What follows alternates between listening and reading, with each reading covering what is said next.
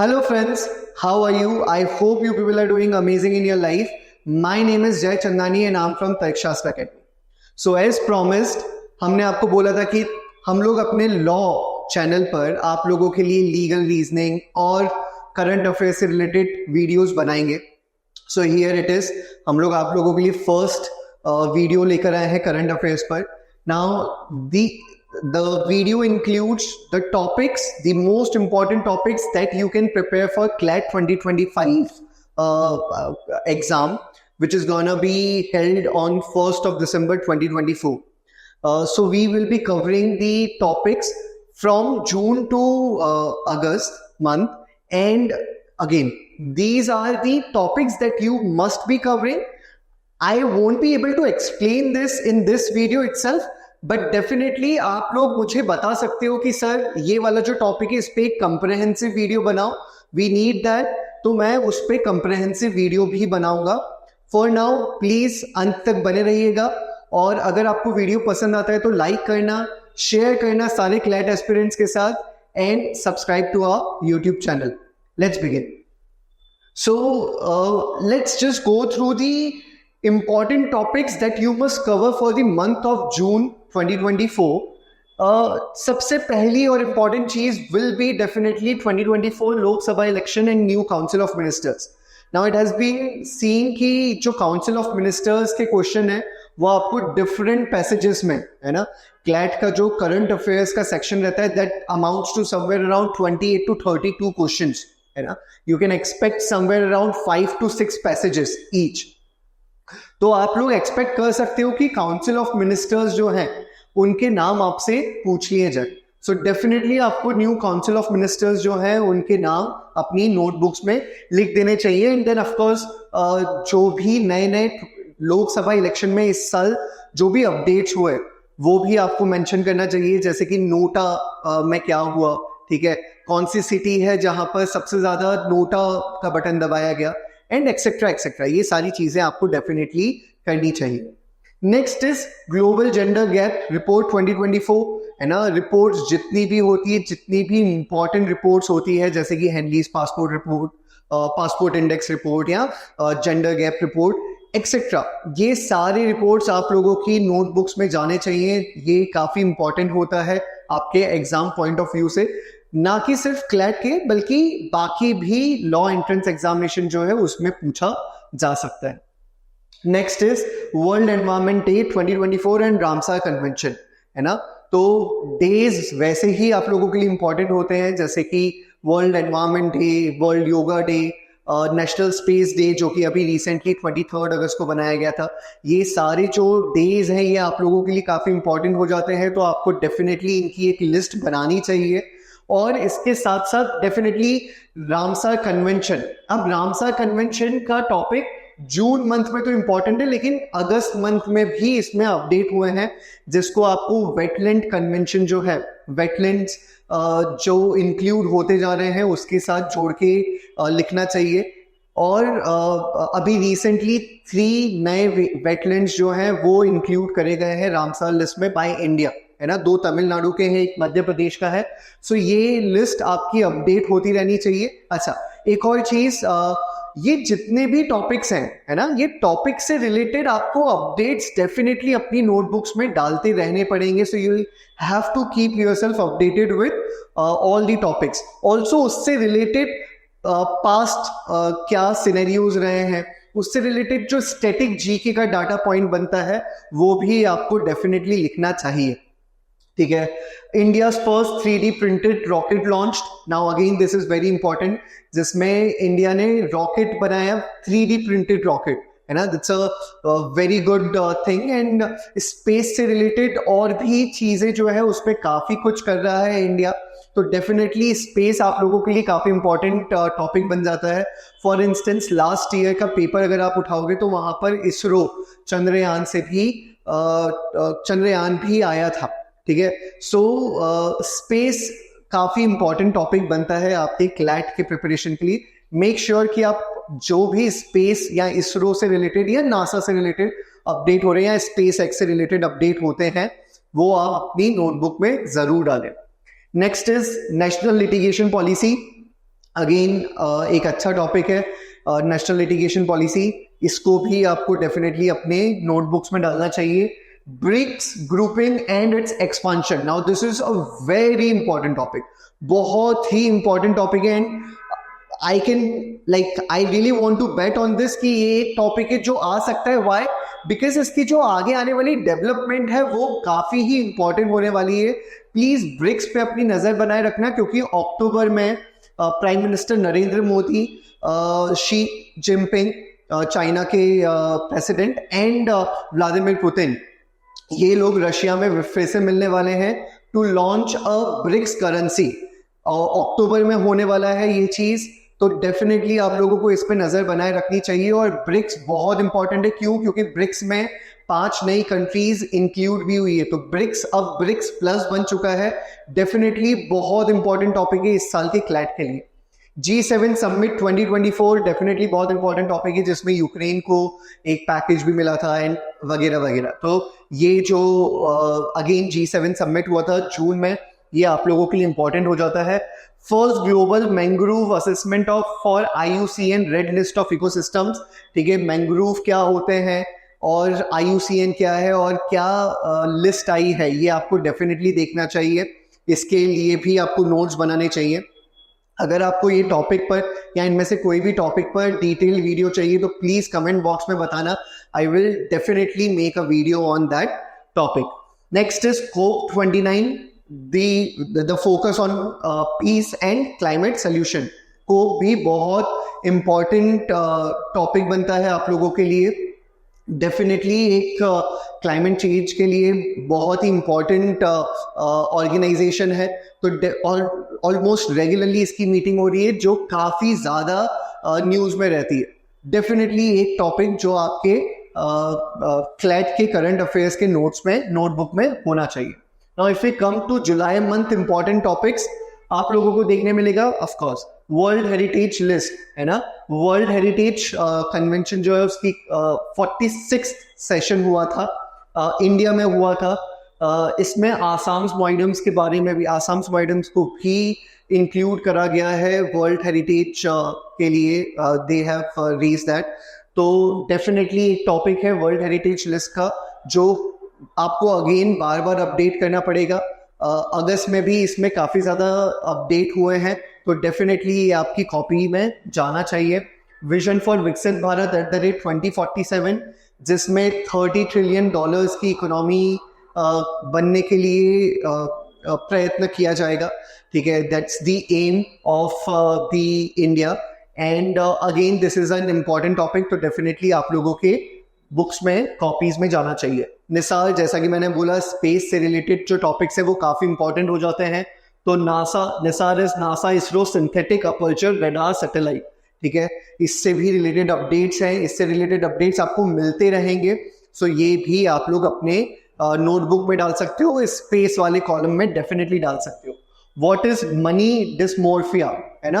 अब ये जो है ये करंट अफेयर में नहीं डालते हुए ये मैंने इस लिस्ट में इसलिए डाला है सो दैट आप लोग RCs और CRs जो है, क्रिटिकल रीजनिंग के जो पैसेजेस होते हैं या रीडिंग कॉम्प्रिहेंशन के जो पैसेजेस रहते हैं, उसके लिए आप ये टर्म समझ के रखना.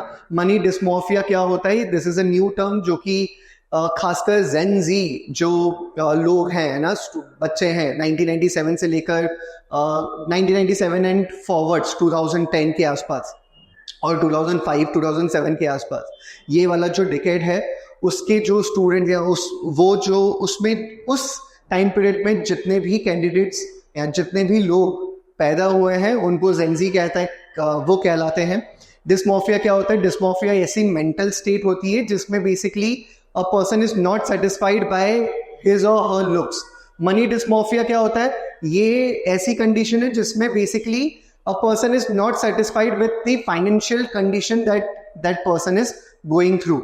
So an interesting topic, definitely इससे related articles आपको पढ़ने चाहिए. Aditya L1 plus national. Aditya L1 को टाइम हो गया है. आदित्य L1 भी आप लोगों के स्पेस से रिलेटेड न्यूज़ है, आपको डेफिनेटली अपने कॉपीज में डालनी चाहिए. आदित्य L1 क्यों न्यूज़ में था जुलाई मंथ में? बिकॉज आदित्य L1 जो है उसने अपना फर्स्ट ऑर्बिट का जो चक्कर है वो कंप्लीट करा. So definitely that's a good news. और स्पेस से रिलेटेड अगेन जितने भी टॉपिक्स हैं वो आपको करने चाहिए, Aditya L1, Gaganyaan etcetera etcetera. National flag day on July 2024, please make a diary, मतलब अपनी यही करंट अफेयर्स की जो नोटबुक है उसमें एक पेज जो है वो डेडिकेट कर देना चाहिए आपको for the days, for the important days. तो नेशनल फ्लैग डे जो है वो भी आपके लिए इंपॉर्टेंट हो जाएगा। Global India AI summit 2024 is another topic. PM Narendra Modi's visit in Russia जो है, even in Russia and Ukraine, Ukraine जो है वो अगस्त में आएगा, ये भी आपके लिए इंपॉर्टेंट हो जाता है। जहां पर जब प्राइम मिनिस्टर नरेंद्र मोदी अपने थर्ड टर्म स्टार्ट करने के बाद रशिया गए, तो he was also honoured with the highest honour award of Russia, ठीक है। तो वो भी आपकी नोटबुक में जाना चाहिए। और जितने भी अपडेट्स होते जा रहे हैं रशिया, यूक्रेन और इंडिया से रिलेटेड, वो आपको डेफिनेटली डालने चाहिए। हेनलीज पासपोर्ट इंडेक्स है ना, ये भी आप लोगों के लिए इंपॉर्टेंट हो जाता है। देन यूनियन बजट 2024 और इकोनॉमिक सर्वे 2024 भी आपको पढ़ना चाहिए। हाँ, पूछा नहीं जाता बहुत ज्यादा क्लैट में, अभी काफी टाइम से तो नहीं पूछा गया है, बट डेफिनेटली आप लोग, we can not like, this is one of the important current affair section, तो definitely you must be going through the important details. खासकर I would suggest economic survey की जो इम्पॉर्टेंट डेटा पॉइंट्स होते हैं वो आपको डेफिनेटली ध्यान में रखने चाहिए। अगर हम लोग अगस्त मंथ के इम्पॉर्टेंट टॉपिक्स की बात करें तो international conference of agricultural economists 2 से 7 अगस्त के बीच में ये कॉन्फ्रेंस हुई थी, ठीक है। काफी इम्पॉर्टेंट कॉन्फ्रेंस है जो कि अभी रिसेंटली स्टार्ट हुई है। डेफिनेटली आप लोग इसके ऊपर भी एक बारी नोट्स बना सकते हैं, और else you can scheme through this topic, है ना। जो आपको इंपॉर्टेंट डेटा पॉइंट्स लगते हैं वो डेफिनेटली आपको लिखने चाहिए। तो next is global south summit, जो कि अगस्त 17 को हुआ था। Now this is again a very important topic, जहां पर हम लोग ग्लोबल साउथ के वर्ल्ड में ग्लोबल साउथ बनते हुए देख रहे हैं, जिसमें विच इज हेडेड बाय, जहां पर इंडिया जो है बहुत ही इंपॉर्टेंट रोल निभा रहा है। सो ये भी आपके लिए एक इंपॉर्टेंट टॉपिक हो जाता है, जो कि जियो पॉलिटिक्स के हिसाब से भी काफी इंपॉर्टेंट है। Olympic games Paris 2024, now Olympic जो है वो जुलाई से लेकर अगस्त में खत्म हुआ था, तो डेफिनेटली आप लोगों के लिए बहुत इंपॉर्टेंट टॉपिक हो जाता है। उसमें भी खासकर इंडिया का परफॉर्मेंस और इंडिया के एथलीट्स जो हैं वो आपके लिए इंपॉर्टेंट हो जाता है। इवन ओलंपिक की हिस्ट्री कैसी रही है, ओलंपिक इस साल कहाँ हुआ, ओलंपिक का मोटो क्या है, फ्लैग क्या डिनोट करता है, ये सारी चीजें आपको डेफिनेटली अपनी नोटबुक्स में डालनी चाहिए। इसके अलावा paralympics, shout out to our athletes, they have done amazing job. Paralympics भी आपके लिए बहुत इंपॉर्टेंट हो जाता है, though that would be covered into August to September के में चला है वो, तो वो सितंबर का टॉपिक बनता है। बट आप ओलंपिक्स अगर डालते हो तो दोनों साथ में डाल सकते हो, ओलंपिक्स एंड पैरालंपिक्स डेफिनेटली आपकी कॉपीज में जाना चाहिए। बांग्लादेश कूप, विच इज बांग्लादेश का जो तख्ता पलट हुआ था, है ना, तो उसके बारे में आपको डेफिनेटली अपनी कॉपीज में डालना चाहिए। बांग्लादेश की हिस्ट्री फिर आपको लिखनी पड़ेगी, क्या क्या हुआ है ना, बांग्लादेश में अभी कौन प्राइम मिनिस्टर था, और अभी एट प्रेजेंट यूनुस जो है, ठीक है, उनका आपको उनके बारे में मेंशन करना है। He has won Nobel Peace Prize, तो वो इंपॉर्टेंट डेटा पॉइंट है। इस तरीके के जो इंपॉर्टेंट डेटा पॉइंट्स हैं बांग्लादेश कूप से रिलेटेड, वो सारे, तो बांग्लादेश कूप का मतलब सिर्फ बांग्लादेश कूप नहीं, उससे रिलेटेड, बांग्लादेश से रिलेटेड और भी जो इंपॉर्टेंट टॉपिक्स है वो आपको डेफिनेटली करना चाहिए। फॉर इंस्टेंस अडानी का पावर प्रोजेक्ट भी एक है जो जिससे रिलेटेड अभी बांग्लादेश और इंडिया में काफी न्यूज चल रहा है, वो आपको देखना चाहिए एक्सेट्रा। इससे रिलेटेड आपको डेफिनेटली न्यूज जो है वो कवर करनी चाहिए, ठीक है। रामसार लिस्ट मैंने ऑलरेडी आपको बताया था। फर्स्ट नेशनल स्पेस डे बहुत इंपॉर्टेंट टॉपिक है, डेफिनेटली आपकी कॉपीज में जाना चाहिए। और स्पेस से रिलेटेड कुछ भी, अगर कोई भी पैराग्राफ आता है स्पेस से रिलेटेड, तो there is a good chance कि ये वाला क्वेश्चन आपको देखने को मिले, है ना। अगर स्पेस से रिलेटेड कोई भी पैराग्राफ आएगा, उसमें स्पेस से रिलेटेड कुछ भी पूछा जा सकता है आपसे, दिस कैन बी एक्सपेक्टेड, तो ये भी एक इंपॉर्टेंट क्वेश्चन बन सकता है। Mission Rhumi 2024, again a very important topic related to space. Again space में काफी सारा टॉपिक्स है स्पेस से related. Rhumi 1 is basically a rocket जो कि जैसे स्पेस एक्स जाता है, कि हम लोग रॉकेट रीयूजेबल रॉकेट्स बनाए, वैसे ही अभी इंडिया भी, इसरो भी ट्राई कर रहा है रीयूजेबल रॉकेट्स को बनाने का. So Rhumi is that project itself. आपको डेफिनेटली इसके बारे में पढ़ना चाहिए. Then PM Narendra Modi Ukraine visit, ये भी डेफिनेटली आपको देखना चाहिए. ये एक छोटी सी लिस्ट है जो मैंने बनाई है. आपको डेफिनेटली बहुत सारे टॉपिक्स हैं जो कि आपको देखने को मिलते हैं, जैसे अवार्ड्स है ना, बहुत ज्यादा अवार्ड्स होते हैं, बहुत ज्यादा पोजीशंस जो हैं वो दे दी जाती है, जैसे क्रिकेट में या फुटबॉल में. जैसे फुटबॉल का कोच चेंज हुआ अभी रिसेंटली, जय शाह जो है वो आईसीसी के चेयरपर्सन बन सकते हैं, एक्सेट्रा. गौतम गंभीर जो हेड कोच बने. और पॉलिटिक्स में भी ऐसे बहुत सारे इंपॉर्टेंट पोस्ट्स होते हैं जो किसी ना किसी को मिलते हैं. तो आप लोगों को अपनी करंट अफेयर्स की कॉपी में एक पेज, मतलब 1 से 2-3 पेज का जो सेक्शन है वो आपको अवार्ड्स के लिए लिख देना चाहिए, जो रिसेंट अवार्ड्स हुए हैं. खासकर 6 से 7 महीने का जो पीरियड होता है आपकी क्लैट की एग्जाम से पहले, दैट इज बेसिकली जून से लेकर दिसंबर तक, वो आपको डेफिनेटली डालना चाहिए. नेक्स्ट, जो इम्पोर्टेंट डेज हैं वो आपके बहुत इंपॉर्टेंट टॉपिक्स बनते हैं, तो वो आपके डेफिनेटली नोटबुक्स में जाना चाहिए, है ना. और इसके अलावा कुछ जो फुल फॉर्म्स होते हैं वो भी आपको ध्यान में रखने चाहिए. ऑर्गेनाइजेशन इज अनदर थिंग जो आपको डेफिनेटली अपने नोटबुक्स में डालना चाहिए, इंपॉर्टेंट ऑर्गेनाइजेशंस वर्ल्ड की. और काउंसिल मिनिस्टर्स है ना, उसकी लिस्ट डेफिनेटली आपके पहले पेज पर लिखी होनी चाहिए. I guess that's it from my side. आज के लिए इतना.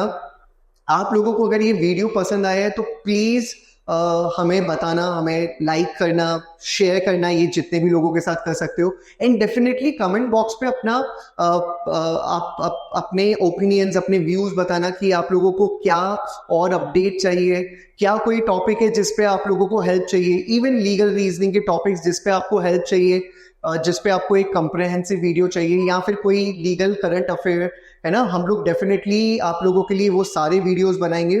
प्लीज हम लोगों को सपोर्ट करना. हम लोग आप लोगों के लिए डेफिनेटली बहुत मेहनत करेंगे, बहुत रिसर्च करेंगे और आप लोगों के लिए बहुत फटाफट अपडेट लेकर आएंगे. That's it from my side. Thank you guys. God bless you all.